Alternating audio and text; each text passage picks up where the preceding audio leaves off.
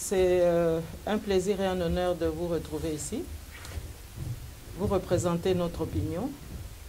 Et donc, nous avions une information à vous communiquer. Et c'est la raison pour laquelle nous avons tenu à fixer ce rendez-vous ici.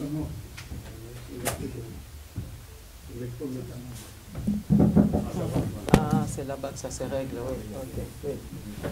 Alors, je tiens d'abord très sincèrement, mes chers frères et messieurs de la presse, à rendre hommage au peuple congolais, notre peuple, pour avoir pendant si longtemps tenu bon et pour avoir aussi exprimé à travers de multiples actions son courage, mais surtout sa volonté d'en finir avec le régime d'occupation qui caractérise aujourd'hui la République démocratique du Congo, notre pays. Je rends aussi hommage à cette soif de paix parce que finalement c'est ça l'objectif.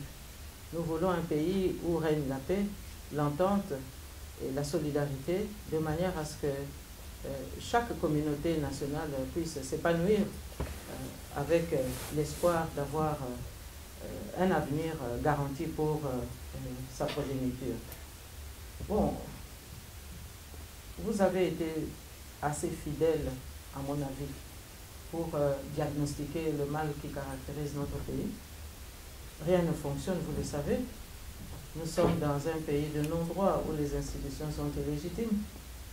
Et donc, l'administration étant déficitaire depuis longtemps, nous avons en fait, depuis 2 ans, un régime qui, évidemment, s'acharne à rester en place par défi. Alors, face à cette situation, il y a eu plusieurs initiatives au sein de la diaspora pour essayer de s'organiser un peu, pour faire passer le message, parce que chacun était d'accord que le message de l'opposition patriotique, responsable, dynamique et radicale n'est pas entendu. En lieu et place, nous avons vu beaucoup de tergiversations, des négociations avec le régime d'occupation. Évidemment, dans ces cas-là, rien ne pouvait marcher. Et donc, ce constat d'occupation, c'est tout de même notre préoccupation majeure. Alors, face à ça, il y a des compatriotes qui, après avoir compté les dialogues, les conciliabules, les colloques, eh bien, ils se sont dit, il est quand même grand temps, maintenant que nous venons de perdre un patriarche qui était accepté de tous, même ceux qui ne partageaient pas toujours son idéal, M. Etienne Tshisekedi, il faudrait quand même que nous puissions avoir un leadership responsable qui puisse au moins canaliser nos aspirations. Et donc, fidèle aux différents rendez-vous auxquels j'ai toujours répondu, dans les différents colloques, dans les différents rassemblements, dans les différentes réunions, il y a des compatriotes qui nous ont sollicités pour que nous puissions répondre à cette élection qui a eu lieu et qui nous a confié des responsabilités. J'ai donc accepté, avec le même état d'esprit que j'ai chaque fois accepté de participer aux différentes réunions organisées par l'opposition politique en diaspora. Nous avons donc pris ces responsabilités dans le souci d'aider, de rendre service, parce que finalement c'est l'éducation civique et politique que nous avons reçue. Aider son prochain, défendre l'intérêt général qui passe au-dessus des intérêts partisans. Parce que quand on défend l'intérêt général, évidemment on défend aussi l'intérêt individuel, puisque chacun retrouve son compte. Et c'est ça justement que beaucoup de nos compatriotes n'ont jamais compris. Les intérêts individualistes ne résolvent pas les problèmes du pays. Mais par contre, les intérêts généraux et le souci du patriotisme, c'est vraiment ça qui sauve chaque ménage, chaque famille, chaque communauté. Alors, on a souvent entendu en diaspora, oui, mais si vous, opposition, vous réclamez le départ de Kabila, mais qui va le remplacer?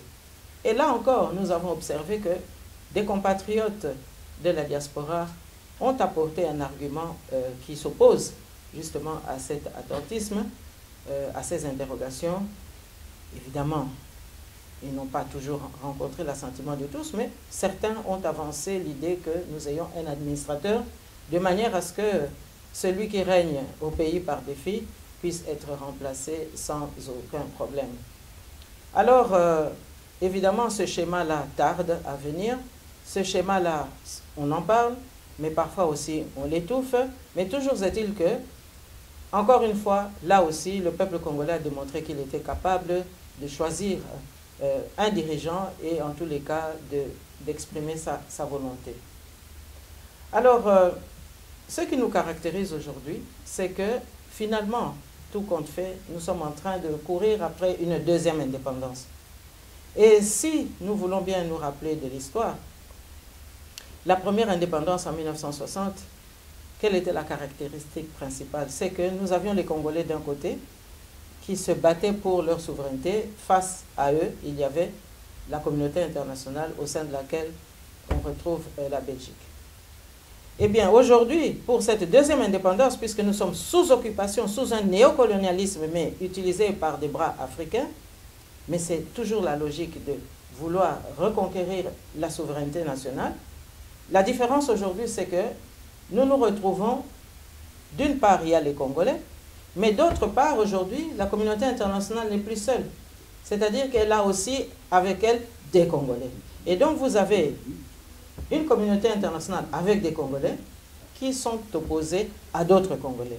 Et donc, le jeu est totalement déséquilibré. C'est une exclusion donc, qui a eu lieu depuis San Seti jusqu'à ce jour, où ceux qui devaient gouverner ont été exclus et ceux qui devaient rendre des comptes à la justice ont été actés comme des acteurs devant gouverner le pays. Et je pense que c'est là un des éléments fondamentaux que nous devons absolument maîtriser, parce que cela explique aussi beaucoup de choses aujourd'hui. Et donc, ça veut dire que quand on dénonce la corruption dans le chef du régime de Kinshasa, mais ça veut dire aussi que c'est une corruption qui s'étale sur toute la panoplie de cette opposition au peuple congolais qu'incarne une certaine communauté internationale au sein de laquelle nous trouvons l'ancien pays colonisateur. Alors, je pense que devant ça, nous les Congolais, nous devons donc essayer de pallier au plus pressé. Et c'est la raison pour laquelle nous avons consenti au fait qu'il fallait cette fois-ci anticiper les événements. On a souvent reproché à l'opposition d'être toujours à la rescousse et d'être toujours en réaction et non pas en anticipation. Eh bien, nous avons pensé que toutes les solutions traditionnelles ont été absolument épuisées et qu'il n'y a plus aucune solution que l'on peut apporter dans un pays sous occupation en apportant toujours les mêmes remèdes. Et donc, nous pensons qu'un gouvernement de la diaspora peut apporter maintenant d'autres types de réseaux, d'autres types aussi de relations et certainement d'autres volontarismes pour libérer le pays. Puisque l'objectif est clair, c'est-à-dire que nous devons absolument libérer notre pays. Nous devons déloger l'occupant. Et donc là, il ne doit pas y avoir d'ambiguïté. Et pour ce faire, nous avons considéré que ce gouvernement dont lecture va vous être faite tout à l'heure, eh bien, c'est un gouvernement qui a réuni les Congolais courageux. Parce que les consultations que nous avons entamées depuis l'élection fin juin jusqu'à ce jour ont pu aussi démontrer toute la difficulté qu'il y a au sein de la diaspora de se définir non pas en tant que volontaire pour le changement au pays, mais aussi en tant qu'acteur pour contribuer à ce changement. Mais nous avons aussi constaté que beaucoup de Congolais sont prêts à soutenir toute initiative, mais en restant en retrait. Et d'autres estiment que, eh bien, ils doivent plutôt accompagner le système en place. Mais je dois dire que de plus en plus, cette argumentation-là a été développée par une minorité de compatriotes que nous avons rencontrés. Alors, nous avons considéré que pour être vraiment utile au pays, il fallait avancer avec ceux qui ont le courage d'avancer. Nous avons tenu compte du rôle des femmes, nous avons tenu compte de toutes ces femmes que nous avons consultées, et l'ossature qui va vous être présentée répond au réalisme, à la réelle politique que nous avons rencontrée sur le terrain. Et donc, le gouvernement, il sera encore élargi au fur et à mesure des quelques voyages qui nous restent à faire d'ici la fin de l'année. il y aura des ambassadeurs, il y aura aussi, comme certains le souhaitent, un parlement de la diaspora. Mais ce qu'il faut aussi retenir, c'est que les femmes vont jouer un grand rôle. Alors nous avons beaucoup imaginé des options pour intégrer justement les volontaires, toutes ces femmes qui veulent changer, et qui ont peut-être besoin d'une expertise politique encore beaucoup plus futée. Eh bien, nous allons avec elles travailler ensemble en liaison avec la présidence de la diaspora. Et donc, dans quelques jours ou dans une semaine ou 2 semaines au grand maximum, il y aura toute une série de femmes qui vont se manifester et qui vont pouvoir démontrer qu'elles sont prêtes pour accompagner l'action politique du gouvernement de la diaspora. Alors, vous remarquerez aussi à la lecture que le ministère des Affaires étrangères, Défense, Sécurité et Justice, nous avons mis une notation pour dire que ce sont des matières sensibles pour un pays qui est sous occupation. Et que pour l'heure, il fallait d'abord consolider le socle de ce volontarisme pour défenestrer le régime en place. Et donc, c'est un comité stratégique qui va gérer ces matières plus exactement, dans un premier temps. Mais vous constaterez aussi que l'action allant de l'avant, eh bien, progressivement, vous saurez exactement quel est l'état-major pour ce qui concerne l'armée, quel est l'état-major qui accompagne ce gouvernement, et surtout quels sont les tenants et aboutissants en matière de relations internationales pour agir efficacement. Et donc, nous aurons une diplomatie qui va être très très active, évidemment, parce que ce comité restreint sera des nôtres dès le premier conseil du gouvernement le 15 septembre prochain, c'est-à-dire dans 3 jours.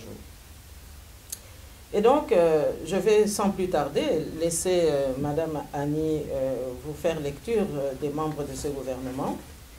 Et j'ajouterai tout simplement le fait que nous avons d'ores et déjà nommé un ambassadeur aux États-Unis, puisque, si vous le savez bien, aujourd'hui la communauté internationale est en compétition entre l'Europe et les États-Unis en ce qui concerne le Congo. Les dés ne sont pas jetés, mais on voit très bien quelle est la tendance qui anime la communauté internationale regroupée autour des pays Schengen, et quelle est aussi la tendance qui anime la politique étrangère des États-Unis par rapport au Congo.